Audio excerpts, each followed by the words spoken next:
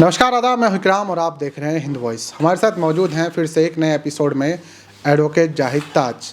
Supreme court में advocate हैं, साथ ही उत्तर प्रदेश में भी अपनी प्रैक्टिस करते हैं।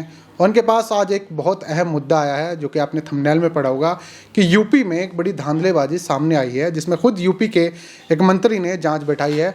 तकरीबन 1 लाख रजिस्ट्री यानी कि ज़मीन की रजिस्ट्री बैनामा, उस पर जाँच बैठी है कि क्या उनमें फर्जी स्टाम्प हैं जो वो लगाए गए हैं, क्योंकि ये कि स्कैम है आजकल ऑनलाइन चलता है हर जगह। तो क्या, क्योंकि अब स्टाम्प जो है ऑनलाइन बिकते हैं, उसमें कुछ धांधलेबाजी हुई है या नहीं है। इनके पास काफ़ी सारी रिपोर्ट्स हैं, कुछ फैक्ट्स हैं इनके पास। तो उनसे बात करते हैं कि ये मुद्दा है क्या और आखिर ये स्कैम है क्या जो कितने बड़े स्तर पर सामने आए उत्तर प्रदेश में। बहुत बहुत स्वागत है सर। शुक्रिया। ये क्या स्कैम है, पहले थोड़ा सा मोटा मोटा बताएं, उसके बाद मैं आपसे बात करूँगी कि आपके पास कौन से केस हैं। देखिए, ऐसा है जैसा कि कल समाचार पत्रों के माध्यम से सभी लोगों को पता चला कि यूपी के माननीय राजस्व मंत्री द्वारा एक जो है जांच का आदेश एसआईटी को दिया गया। उसमें लगभग 1.25 लाख रजिस्ट्रियों की जांच के आदेश दिए गए हैं एसआईटी को।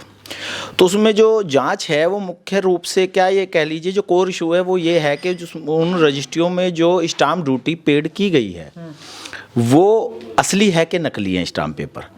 अच्छा, ये सवाल क्यों उठा? ये सवाल इसलिए उठा कि गाजियाबाद ज़िले की लोनी तहसील में कुछ माह पूर्व एक 10 रुपये के स्टाम्प को फैब्रिकेट करके 1,10,000 रुपये का बनाया गया। एडिट करके पूरा फैब्रिकेशन करके एडिट करके उसको बनाया गया। 10 रुपये के स्टाम्प को मैनुपुलेट करके उसके नंबर का इस्तेमाल करके एक कृषि भूमि की रजिस्ट्री की गई। जब बाद में ये चीज़ें खुली, संज्ञान में आया, तो इस पर जो है 4-5 लोगों के खिलाफ एफआईआर की गई रजिस्ट्रार ऑफिस द्वारा। लेकिन सबसे बड़ा सवाल ये है कि जो इसमें स्टाम्प वेंडर हैं, ये लोनी तहसील का जो मैटर है उसमें अफरोज परवीन नाम की जो महिला स्टाम्प वेंडर हैं, उनसे एक 10 रुपये का स्टाम्प उनके एक अन्य साथी स्टाम्प वेंडर ने खरीदा था। श्रीओम नाम के एक व्यक्ति ने खरीदा था और उसने ये बात बाकायदा सबके सामने पब्लिकली एडमिट भी की थी कि उनसे मैंने ये स्टाम्प लिया था। अच्छा, ये पब्लिक डोमेन में ये है बाकायदा। उसने ये कहा था कि मैंने उनसे स्टाम्प लिया है, ये बात उन्होंने तब कही थी। लेकिन उसके बावजूद उस बात को पूरी गंभीरता से न लेते हुए जो एफआईआर की गई है ना, उसको एफआईआर में इंक्लूड किया गया, उसका नाम किया गया उन लोगों के खिलाफ गया जिसमें 2 बैनामा लेखक हैं। एक क्रेता है जिसने वो कराई है, एक जो हमारी मुवक्किल है, हमारी क्लाइंट है अफरोज परवीन, एक उनके खिलाफ हुई है एफआईआर। और एक एफआईआर जो है जयवीर कश्यप के नाम की एफआईआर की गई, यानी टोटल 5 लोगों के खिलाफ की गई है। उसमें हुआ ये है कि वो जो स्टाम्प निकला है उसमें नंबर किसी का है, 2-2 नंबर पड़े हैं, जबकि स्टाम्प पे एक ही नंबर होता है। स्टाम्प नंबर एक ही होता है, उसमें 2-2 नंबर पड़े हैं। उसमें जो है स्टाम्प की जो सीट होती है वो किसी अन्य वेंडर की इस्तेमाल की गई है। तो इस तरह से हुआ। उसके बाद में हमारे जो क्लाइंट हैं मेरी अफरोज परवीन, उन्होंने सभी जगह जो सक्षम अधिकारी हैं उनको जो है शिकायतें इसमें दी है अपनी तरफ से। इन शिकायतों में एक अहम शिकायत ये है कि माननीय मंत्री जी को भी इसमें जो है शिकायत उनके द्वारा दी गई है और जिसकी प्रतिलिपि भी मेरे पास है। और इसमें चाहे मुख्यमंत्री उत्तर प्रदेश हो, चाहे सचिव स्टाम्प निबंधन हो उत्तर प्रदेश सरकार के, भ्रष्टाचार निरोधक इकाई हो उत्तर प्रदेश की, उन सबको जो है दी गई है। इसके अलावा अभी एक जो ताज़ा प्रकरण आया है वो ये, आपका क्लाइंट इसमें दोषी नहीं है, ये आप कैसे? नहीं, मैं ये कह रहा हूँ ये जांच का विषय था, लेकिन इसमें तो जांच भी नहीं की गई। जो इसमें इन्वेस्टिगेशन ऑफिसर थे उन्होंने कॉपी पेस्ट करके एफआईआर को ही जो है चार्जशीट बना के दाखिल कर दिया है। इसमें मेरे क्लाइंट के ना तो कोई बयान लिए गए हैं, मेरे क्लाइंट ने जो नाम उनके सामने डिस्क्लोज किए गए हैं ना, उनको बुलाया गया है। इसमें किसी भी तरह का जो है, इसमें कोई भी तरह की कार्रवाई जो है की नहीं गई है, कोई भी रिकॉर्ड पे विटनेस नहीं लिया गया है। तो ये थोड़ा सा बहुत ही आश्चर्यजनक है।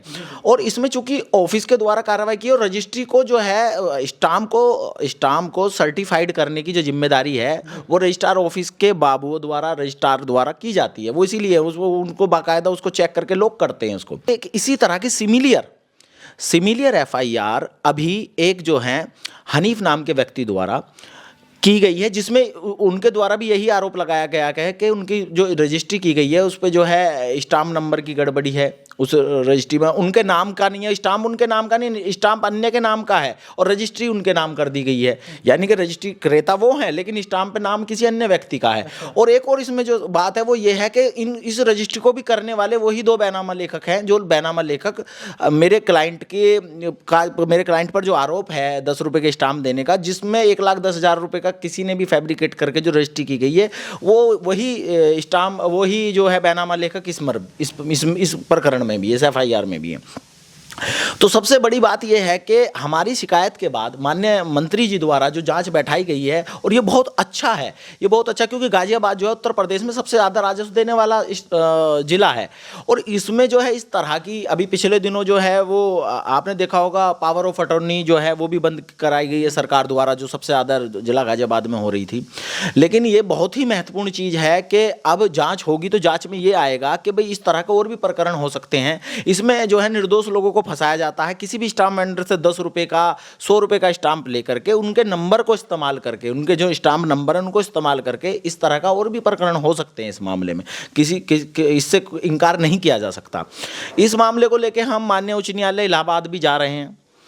इस मामले को लेकर माननीय उच्च न्यायालय इलाहाबाद भी जा रहे हैं। चूंकि ये कार्रवाई अपने स्तर पर विभागीय चलती रहेगी, लेकिन हम चाहते हैं कि माननीय न्यायालय भी इसमें दखल दे, इस मामले में दखल दे, क्योंकि ये जो है अर्थहानि से ज़्यादा है, सरकार की अर्थहानि से ज़्यादा जो है ये एक आपराधिक कृत्य है, जिसमें जो है मासूम और मजलूम लोगों को फंसाने की कोशिश की जा रही है। सरकार को भी चूना लगाया जा रहा है। सरकार को तो चूना लगाया जा रहा है, सरकार को तो अपने स्तर पे करना चाहिए। और इसमें जो है मेरा जहाँ तक मैं समझता हूँ कि ये बहुत बड़ा प्रकरण है, इसमें पूरा रैकेट जांच तो बैठी है ना।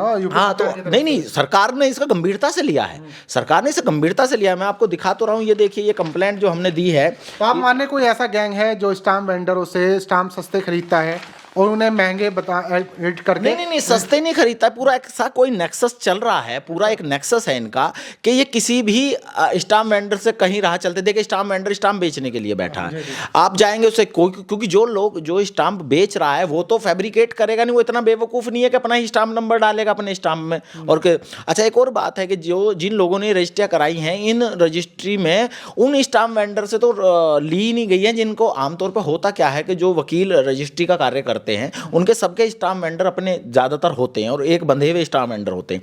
एक अनजान स्टाम्प वेंडर का स्टाम्प का नंबर यूज करना इस बात को दर्शाता है कि एवरीथिंग हैज़ बीन डिसाइडेड। और इसी को लेकर के जो है हम माननीय उच्च न्यायालय भी जा रहे हैं। मैं ये चाहता हूं कि जो मेरे मुवक्किल के साथ हुआ है, महिला के साथ हुआ है, जो अपने बच्चों का पालन पोषण कर रही थी स्टाम्प बेच करके, उसके साथ ये बहुत गलत हुआ है और उसको इंसाफ मिलना चाहिए। और इसी इंसाफ के सिलसिले में पता नहीं कितने लोग इसमें शामिल हैं जो इस तरह के कृत्य में शामिल है। हो सकता है कि ऐसा वो आगे भी करें। तो इसमें जो जाँच बैठाई गई इसके लिए हम बधाई देते हैं माननीय राजस्व मंत्री जी को, और सरकार से भी अपेक्षा करते हैं कि सरकार इसमें निष्पक्ष जांच कराए SIT द्वारा। और इसमें कोई भी हो, चाहे सरकारी व्यक्ति हो चाहे गैर सरकारी व्यक्ति हो, जो भी इसमें शामिल है। बताइए, मुझे एक चीज़ समझ नहीं आती। चलिए उसने वहाँ से तो स्टाम्प वेंडर से खरीद लिया लाइसेंस, लेकिन जब वो रजिस्ट्रार कार्यालय में रजिस्ट्री कराने जाता हूँ वहाँ पे तो CCTV सारी चीज़ें, फिंगरप्रिंट सब कुछ होता है। पता तो चल ही सकता है ना कि ये आदमी कराने आया था। नहीं, वो जो आदमी कराया है जिसने, वो तो आइडेंटिफाई है। अच्छा। वो आइडेंटिफाई क्योंकि वो तो रजिस्ट्री पे बाकायदा आता है, वो तो रजिस्ट्री पे उसका फिंगरप्रिंट्स आते हैं, उसका फोटो खिंचता है। ये तो एक पूरा प्रोसेस होता है ना। किसी को रजिस्टर फिलहाल जो है, और रजिस्ट्रेशन एक्ट में सारी चीज़ें खुली हुई हैं, सारे सेक्शंस में हर चीज़ें जो है पूरी तरह से कॉम्प्रहेंसिव तरीके से खोली गई हैं। तो यही एक ये प्रकरण है इकराम जी। और ये मैं मानता हूँ कि अगर ये ऐसा रहा, अगर ऐसा हुआ, अगर ऐसा मिलता है, जांच मिलती है, तो मैं ये समझता हूँ ये कई सौ करोड़ का घोटाला सरकार के मतलब स्टाम्प ड्यूटी के साथ हुआ है। और सरकार इस पर सख्त कदम ले और ऐसे लोगों पे UAPA के तहत कार्रवाई करे बाकायदा। सर एक बात तो बताइए, फिलहाल जो आपने कहा कि अफरोज पर भी गाज गिरेगी, लाइसेंस तो उनका भी निलंबित हुआ है नहीं, लाइसेंस तो अफरोज परवीन का, चूंकि वो आरोपी हो गई हैं इसमें, तो उनका भी निलंबित हुआ। लेकिन बात क्या है कि स्टॉक होल्डिंग का क्या रोल है? स्टॉक होल्डिंग का रोल देखिए क्या है कि अब QR कोड आने लगा। जब से प्रकरण संज्ञान में आया है तो तब से जो है स्टॉक होल्डिंग जो है इस स्टाम्प पेपर पर QR कोड आ रहा है, उसको स्कैन करके काम किया जा रहा था। चूंकि अब QR कोड है तो सारी चीजें क्लियर हैं। पहले वो अलग तरीके से जो है उसको वेरीफाई करते थे।